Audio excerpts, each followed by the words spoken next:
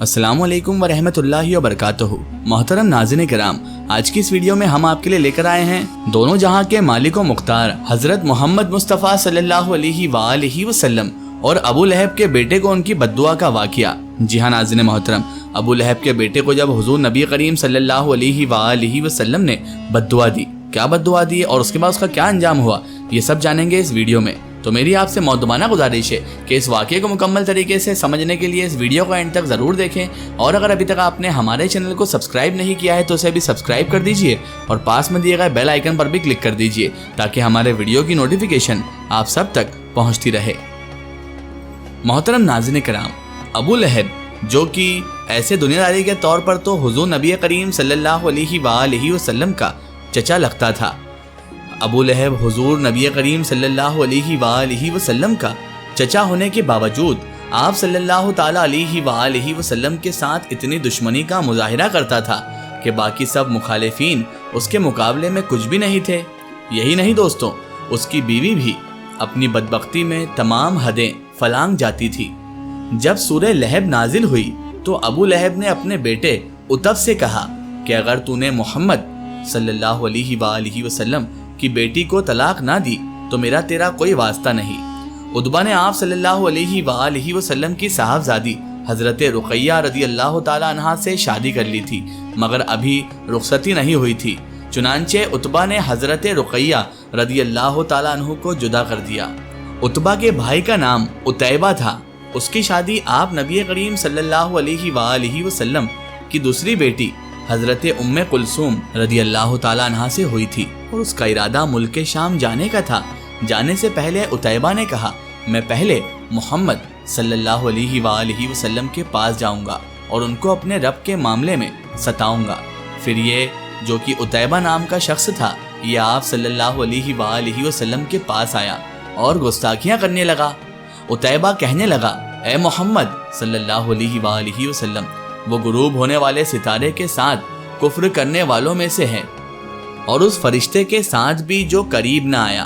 फिर उस बदबख्त ने हुजूर खातिमुल अंबिया हज़रत मोहम्मद मुस्तफ़ा सल्लल्लाहु अलैहि वसल्लम से गुस्तखाना अंदाज में पेशगी की, यानी गुस्तखाना अंदाज में उनसे पेश आया और आप सल्लल्लाहु अलैहि वसल्लम की साहबजादी को तलाक देकर वापस कर दिया।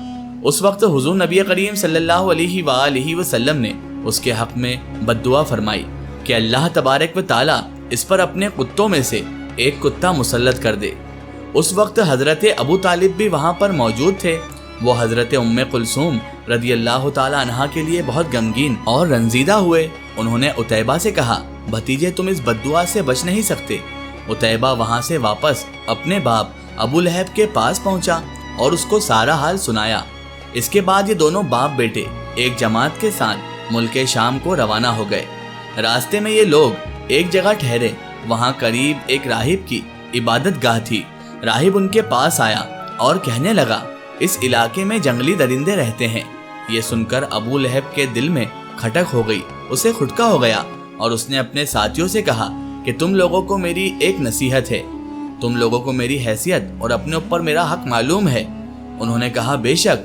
तब अबू लहब ने कहा, बस तो गिरोह कुरैश आज रात हम दोनों की मदद करो, क्योंकि मुझे मोहम्मद सल्लल्लाहु अलैहि वसल्लम की बद्दुआ से अपने बेटे के मुतालिक डर है कि कहीं ऐसा ना हो उसकी बद्दुआ सच हो जाए और मेरा बेटा हलाक ही हो जाए, क्योंकि मुझे पता है उसकी बद्दुआ सच होने का बहुत ज़्यादा अंदाज़ा है। इसीलिए तुम लोग अपना सामान इस इबादत गाह की तरफ रख कर इस पर मेरे बेटे का बिस्तर लगा दो और इसके चारों तरफ तुम लोग अपने अपने बिस्तर लगा लो। उन लोगों के अंदर क्योंकि अबू लहब का बहुत रौब और दबदबा था, तो उन लोगों ने अबू लहब की बात नहीं टाली और अबू लहब की बात पर अमल करते हुए उन्होंने ऐसा ही किया और फिर अपने ऊँटों को अपने चारों तरफ करके बिठा दिया और इस तरह उतैबा की पासबानी निगरानी करने लगे। मगर नाज़रीन मोहतरम, इस उतैबा नामी शख्स को, इस बदबख्त शख्स को जिसने बद्दुआ दी थी, वो दोनों आलम के मालिक व मुख्तार के महबूब हज़रत मोहम्मद मुस्तफ़ा सल्लल्लाहु अलैहि वसल्लम हैं। और नाज़रीन मोहतरम, हुज़ूर नबी करीम सल्लल्लाहु अलैहि वसल्लम की जो पेशन गोई थी कि अल्लाह ताला उसके कुत्तों में से तेरे ऊपर एक कुत्ता मुसल्लत कर दे, वो पूरी हुई। और अचानक रात में एक शेर वहाँ पर आ गया اور تمام تر لوگ جو ابو لہب کے لڑکے کے آس پاس سوئے ہوئے تھے ان تمام تر سوئے ہوئے لوگوں کو سونگنے لگا، یہاں تک کہ وہ عتیبہ کے پاس پہنچا اور اس کو چیر پھاڑ ڈالا۔ ایک روایت میں یہ ہے کہ شیر نے عتیبہ کا سر پھاڑ دیا۔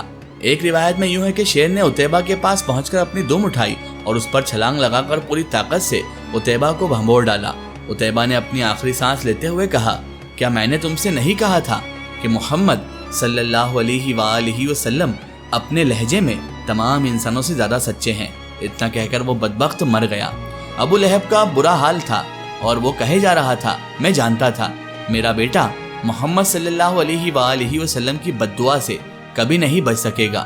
عتیبہ، ابو لہب اور اس کی بیوی تینوں کا بہت برا انجام ہوا۔ ابو لہب چیچک کی بیماری میں مبتلا ہوا اور گل سڑ کر مر گیا۔ اس کی لاش 3 دن تک پڑی رہی، کوئی اس کے قریب نہ پھٹکتا تھا۔ لوگوں کو ڈر تھا کہ جو قریب جائے گا اسے چھوت کی وجہ سے وہی بیماری لگ جائے گی جس سے وہ مرا ہے۔ جب بدبو پھیل گئی تو لوگوں نے اس کے اہل و عیال کو آر دلائی۔ اس پر انہوں نے ان تانوں سے تنگ آ کر کچھ حبشیوں کو اجرت دے کر لاش اٹھوائی، جنہوں نے اسے لمبی لکڑیوں پر رکھ کر ایک گڈھے میں پھینکا اور اوپر سے دور کھڑے ہو کر یوں پتھر پھینکے جیسے اسے رزم کیا جا رہا ہو۔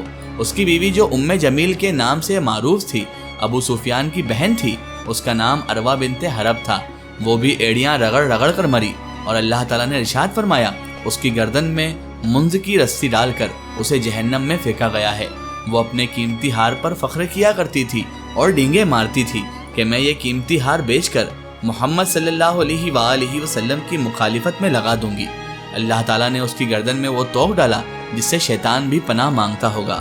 اسلام کا دامن کتنا وسیع ہے اور نبی رحمت صلی اللہ علیہ وآلہ وسلم کے حوصلے کتنے بلند ہیں کہ آپ کے بدترین دشمن بھی جب سچی توبہ کر کے آپ کے پاس آئے تو آپ نبی کریم صلی اللہ علیہ وآلہ وسلم نے کسی کو آر نہیں دلائی، بلکہ ان کے قبول اسلام پر آپ خوشی سے سرشار ہو گئے۔ بدتر سے بدتر دشمنوں کی اولاد آپ کے پاس آئی تو آپ صلی اللہ علیہ وآلہ وسلم نے انہیں دھتکارنے کی بجائے سینے سے لگایا۔